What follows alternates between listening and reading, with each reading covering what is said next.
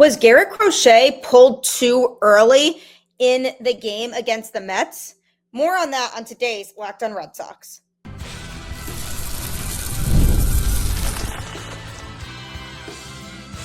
You are Locked On Red Sox, your daily Boston Red Sox podcast.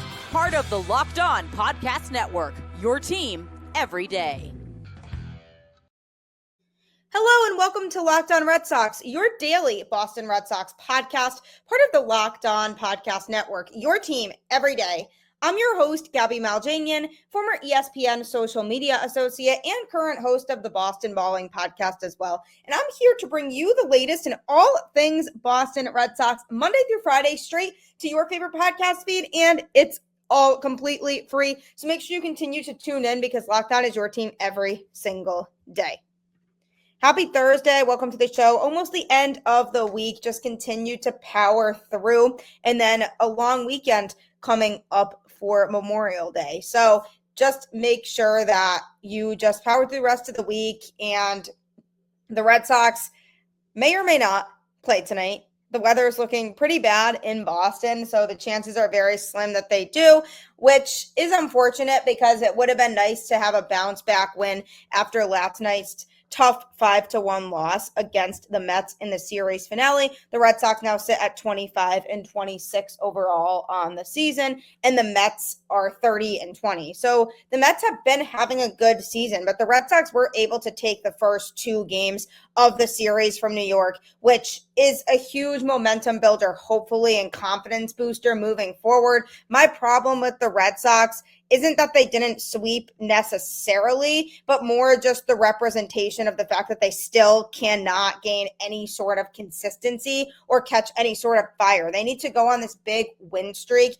and get themselves on track to where they want to be, because every time they string together a couple wins, they drop down and lose a few. They are just the world's most inconsistent team, and they love floating around 500, which is where they still are. But I'm certainly happy about the series when the bullpen, for the most part, locked it down in the first two games of the series, but did not necessarily take care of that last night. So I'm going to be talking a little bit later on the show about Liam Hendriks and his struggles that he has faced recently, as well as the status with first base, what the Red Sox might do there. And why was Garrett Crochet pulled when he was? Was he pulled too early from his start last night? That's all being discussed on today's show. Now, the Red Sox lost the game last night 5-1. And Liam Hendriks did end up taking the loss. He threw 0.2 innings, giving up 3 hits and 3 earned runs with 2 strikeouts and no walks. So I am going to be talking about him a little bit later on the show. But Garrett Crochet was on the mound last night for the Red Sox. And given that the bullpen was used as much as it was in the first couple games of the series, Hunter Dobbins threw the first game of it and threw into the 5th inning. So a semi-longer start, but definitely not as long as we would like. And then with Walker Buehler getting ejected from the game in the 3rd inning on Tuesday night, the bullpen then had to take over at that point. So the bullpen was used a lot in the first couple games of the series. So going into Wednesday night, we were optimistic that the bullpen could get some rest, very valuable rest for that matter, because ace Garrett Crochet was taking the mound, who has been dominant this season, and people were hoping that he would have a long outing out there, so that way then the bullpen could rest a little bit. But the Red Sox chose not to have him go particularly long. In this game, he ended up throwing 5 1/3 innings, giving up 5 hits and 1 earned run while walking 1 and striking out 5. He threw just 85 pitches with 62 of them for strikes. He's now at a 1.98 ERA on the season. So a relatively short outing for Crochet, which a lot of people were surprised about. And the biggest thing that I thought of originally when he was being pulled during this game was that Pete Alonso was coming up to the plate, and he tends to hit lefties very well. Obviously, Garrett Crochet is a left-handed pitcher, so Alex Cora probably thought, all right, we should get a righty out there to pitch to Alonso because it'll be a more difficult matchup for him. And then sure enough, they brought in Liam Hendriks, who is a right-handed pitcher, and he was able to get the out. So I thought that might have been the thought process for Alex Cora pulling him, because there wasn't really any other reason why I could think that he would pull Garrett Crochet after that few pitches. I mean, when your starter is at 85 pitches and he's your ace and he's in the 6th inning, I'm maybe considering letting him finish that 6th inning before you pull him and change pitchers,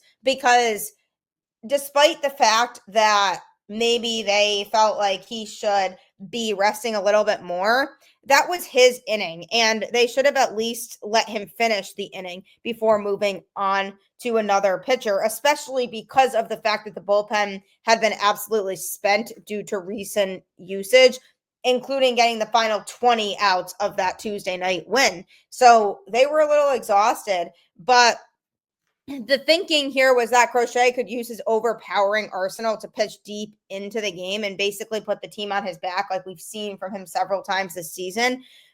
And Crochet was actually thinking that way too. But inside the office of Alex Cora, the thinking was quite different. And that's why he ended up being lifted ultimately after 5 1/3 innings and 85 pitches. The game was tied when he headed to the dugout in a 1-1 game. And Alex Cora basically explained that today was one of those days that we circled up that we're going to be short with Crochet. And they put together some good at-bats early on, fouled off some pitches. The pitch count got up in the 1st inning, but after that, he was efficient and gave us enough. For Crochet, though, who's the ultimate competitor, if you know anything about him, it just didn't feel like enough. He said, I was frustrated when Cora came to the mound. Just wanted a chance to pick up my teammates in the bullpen. They've obviously worked really hard this series, and I wanted to try and keep them out of it as much as possible.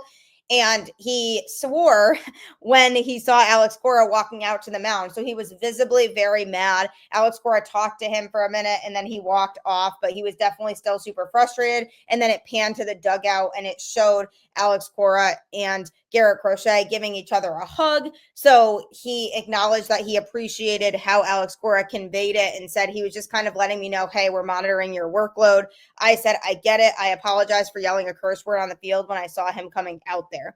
I wasn't trying to show him up. I was just really in the moment. I knew where my pitch count was and how my body was feeling. So I was excited to attack the next hitter, but it was in no way my intention to show him up at any point. So basically, he was explaining that he wasn't trying to challenge Alex Cora and say, you know, you're wrong by pulling me. It was just more he was feeling good. So in his head, he didn't understand why he had to be pulled. But when Alex Cora explained it after the fact, it sounds like essentially the Red Sox picked selective starts in which they were going to limit Crochet and not have him throw as many pitches because they are thinking about the long run here. They're thinking about later in the season. And if they are a team that's serious about competing well into October, they are going to need Garrett Crochet. And the last thing that the Red Sox want to do is stretch him out too much now early on in the season to the point where he gets injured or gets super fatigued later on in the season and they can't utilize him in crunch down at that point. So this was the night to cut Crochet's outing short, but why? The main line of reasoning seemed to be that this was his second consecutive start going on the standard 4 days of rest. The Red Sox like to build an extra day of rest for the 25-year-old when the schedule allows for it, given that last season was his first in the majors as a starter. Given all of that, is it still a tough balancing act given the extenuating circumstances from Tuesday? That was an exact question that Alex Cora was asked, and this is how he answered. It's not tough. It's for the benefit of the player. We're here for the long run, and we need that guy to make his starts. For us to go where we feel we can go, we need him.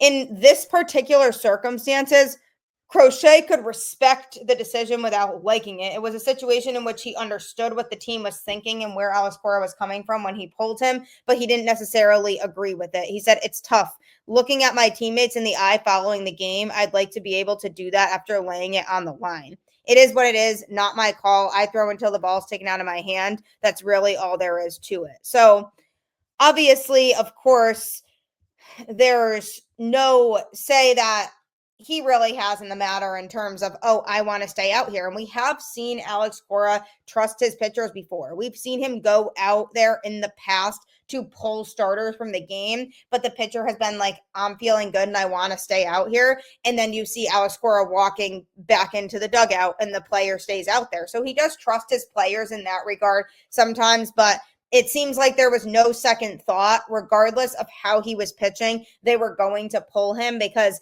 they are focused more on the longer run. They are focused more on the Red Sox in the future. And that's what Alex Cora does. He likes to manage thinking about the future, which is definitely something that I think he could improve on in his managing skills, is kind of living in the moment and being present and allowing him to at least try to get out of the inning. If he gives up a base hit to Alonso, then you pull him at that point. But with his pitch count as low as it was, they could have maybe afforded to let him throw the rest of the inning. But obviously, Alex Cora and company had it in their head that he was going to stick to around 85 pitches, and that's exactly what they did. And he was pulled in the 6th inning. Whether it was the right call or not, I mean, in the hindsight, it feels like it wasn't because the bullpen went and blew it after that. But to counter that, Liam Hendriks did go out there and get the out to Pete Alonso right after Crochet was pulled. So it's a double-edged sword here. Obviously, there's no right or wrong answer, but if he had stayed in and he had finished the inning, obviously the results of the game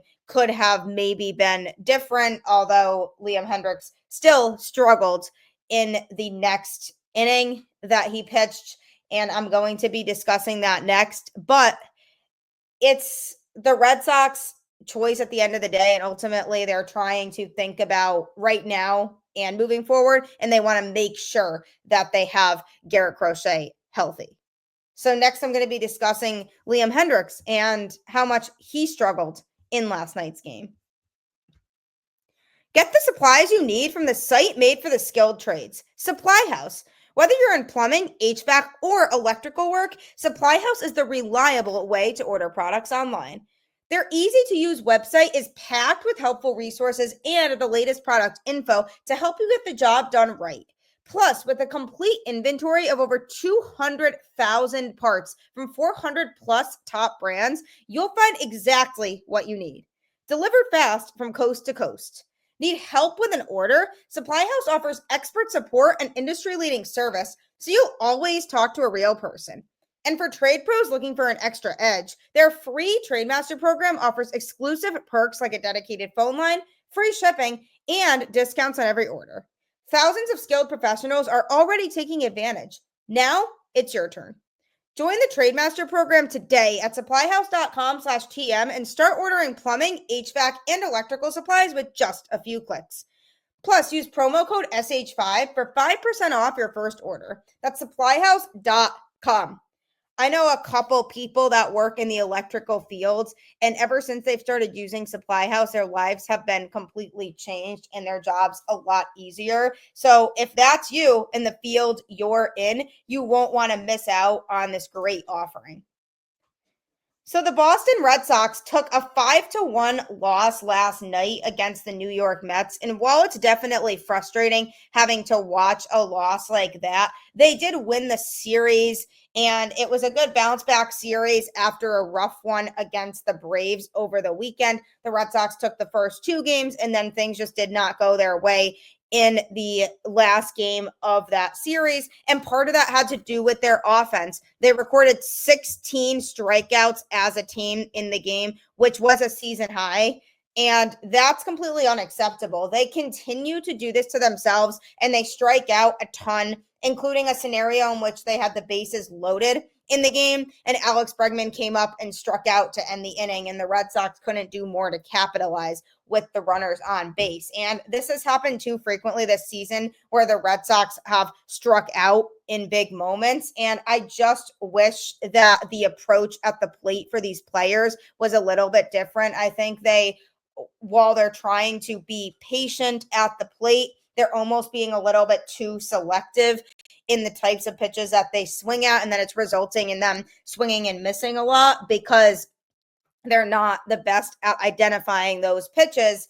And I just want Peter Fatsi to be examined because we can't keep doing this double-digit strikeouts. It's not sustainable and it's frustrating. So that was certainly one of the biggest reasons why the Red Sox lost, was they just did not do themselves any favors in this game. But another reason was because of the bullpen failing to come through. Now, this has been a common theme for a lot of the season for this Red Sox team. In the first 2 games of this Mets series, the bullpen was able to hold it down to lead the Red Sox to a couple wins, but that was not the case here in this last game. Liam Hendriks came into the game in relief of Garrett Crochet, like I mentioned, and he took the loss in this one, throwing 0.2 innings, giving up 3 hits and 3 earned runs with 2 strikeouts. He's now up to a 5.56 ERA on the season. He threw 27 total pitches on the night,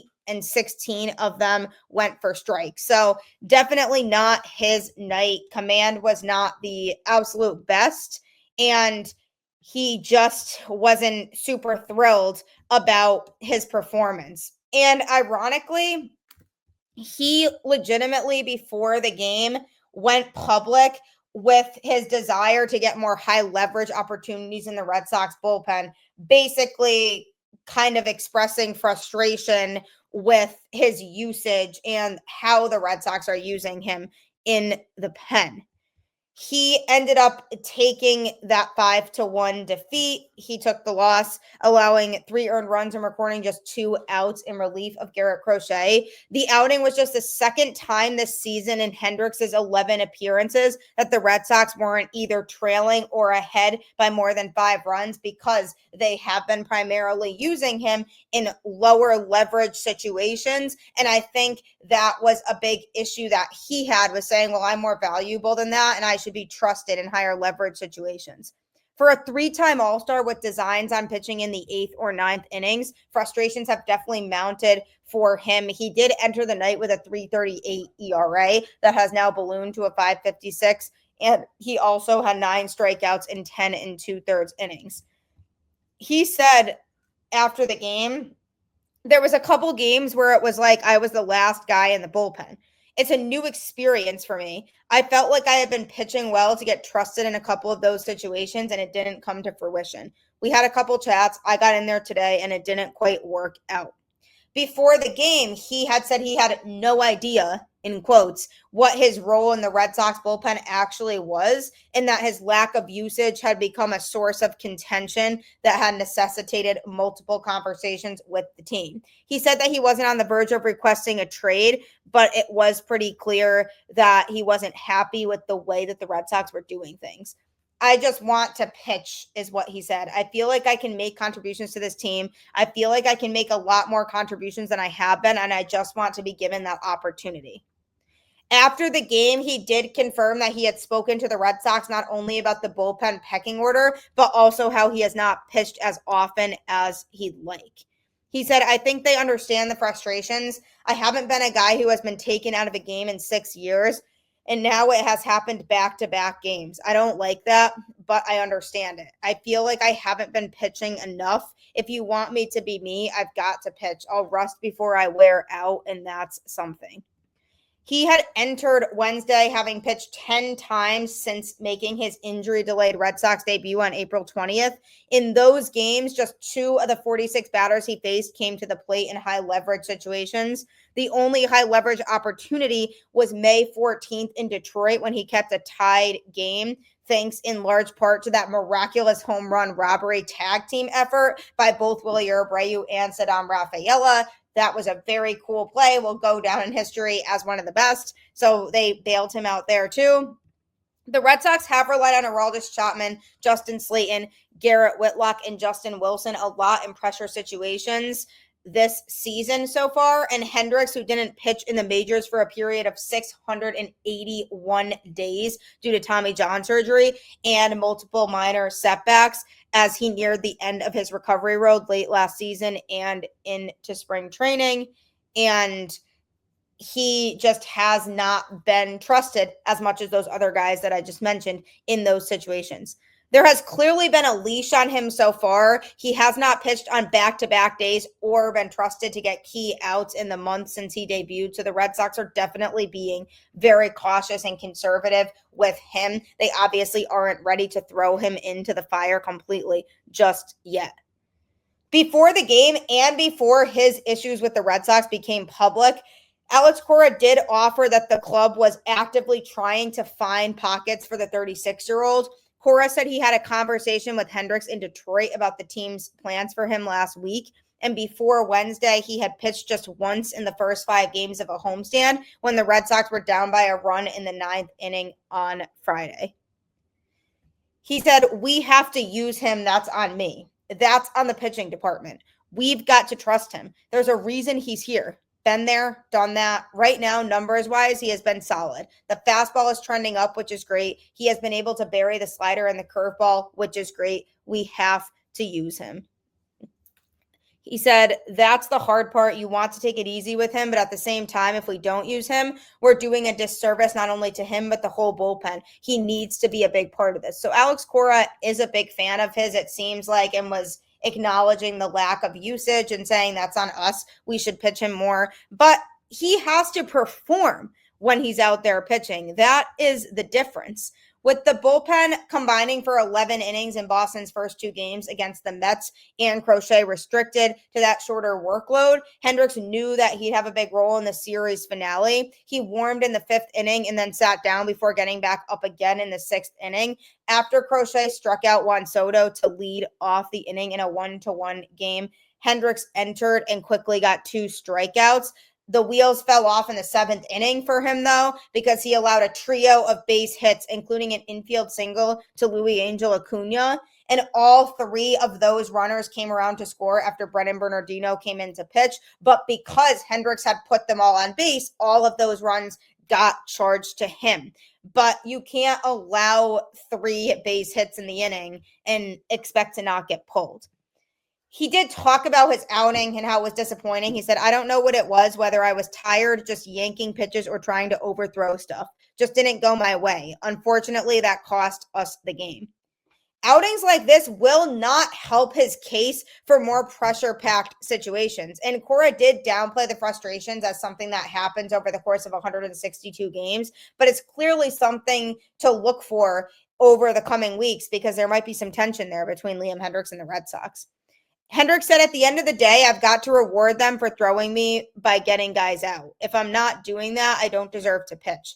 Regardless of any situation, I've got to go out there and get the job done when I do pitch. Today, I didn't." So he certainly was not happy with his performance, as he shouldn't have been. I mean, couldn't really locate a lot of his pitches, and the Mets were feasting all over them. And it's just ironic the timing of him saying, "I want to be used in more high leverage situations," to then go and have that type of performance is very tough.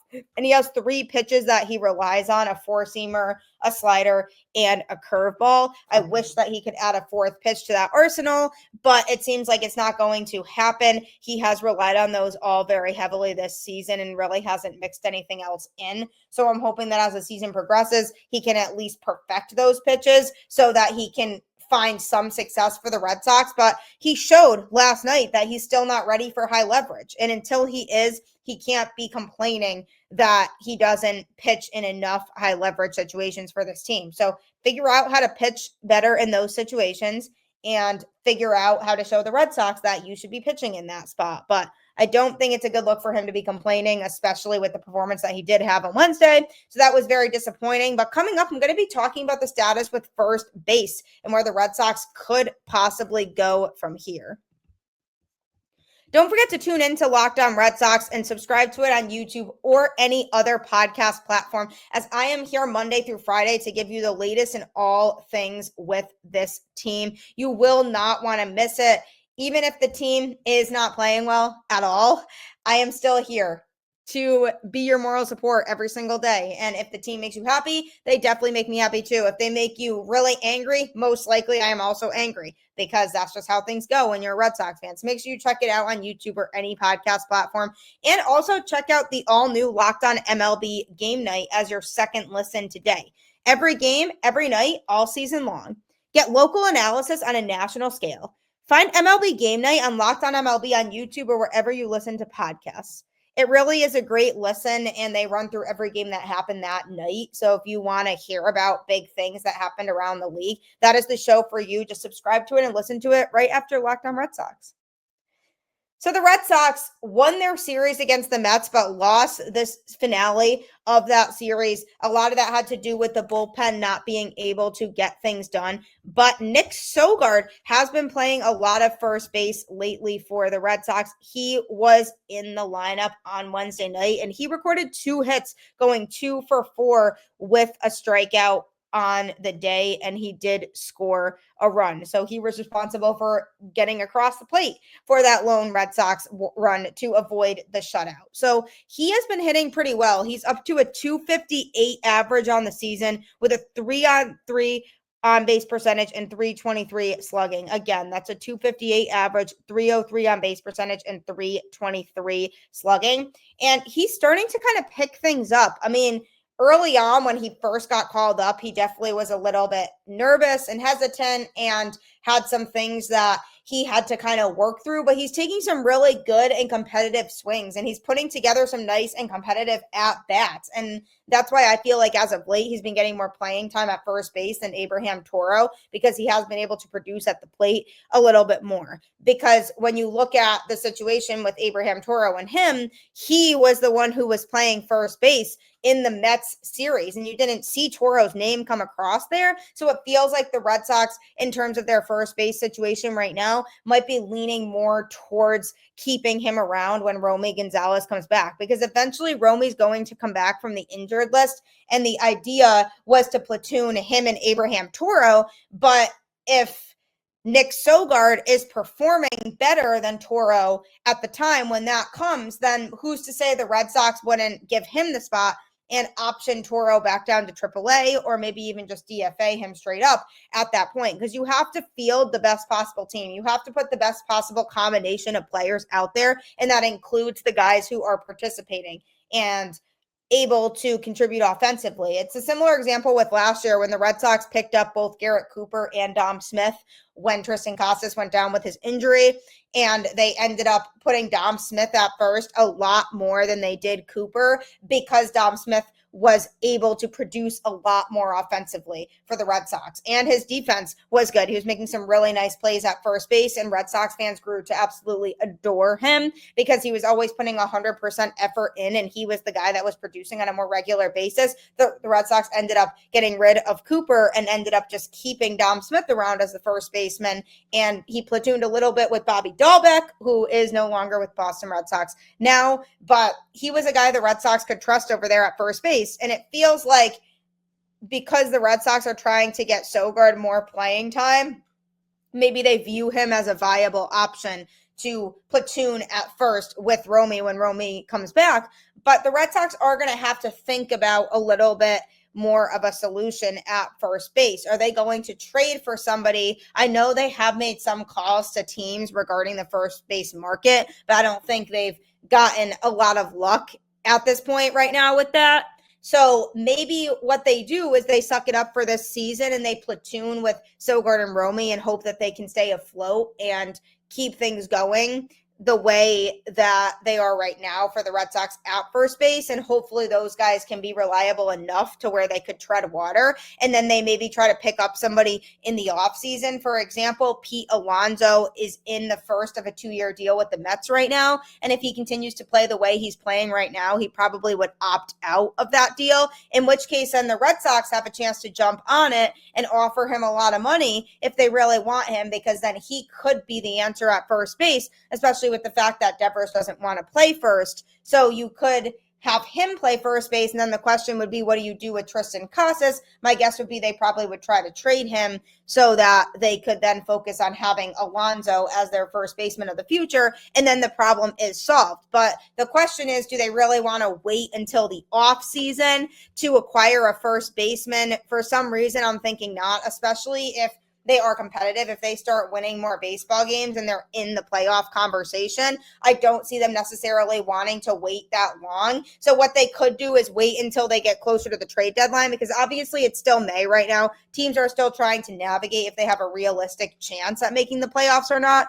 And if the Red Sox are in playoff contention, which let's hope they are, if it's getting closer to the trade deadline and the Red Sox feel like this team is worth investing in and they want to add to this team, then I could see them maybe starting to make some calls again about the first base market, and maybe they would get more traction then and find more success when it comes to finding a team that would make a trade with them, because it is harder early on in the season because, like I said, teams aren't really just folding at that point and giving up completely on their team altogether, because it's kind of a bad look. But once the heart of the season is over and you're kind of approaching the last couple months and you're at the trade deadline, then teams kind of have an idea of where their team is actually at and if they have a realistic shot of being a playoff team or not. And if the answer to them is no, then those are the teams that likely could be looking to shop a first baseman. So the Red Sox might have to wait for now, keep platooning these guys, see how Toro performs, and if he performs, and if he doesn't step up, then when Romy comes back, maybe you have Romy and Sogard platoon, and then at the trade deadline, maybe reevaluate. But I definitely do think they will make a move for a first baseman at some point. It just might not be right now. It might not be until closer to the trade deadline. So we'll have to see how that all plays out, and if they do end up acquiring a first baseman soon. But thank you for making Locked On Red Sox your first listen of every day. Like I always say, keep the faith, go Red Sox, and I'll catch you on the flip side.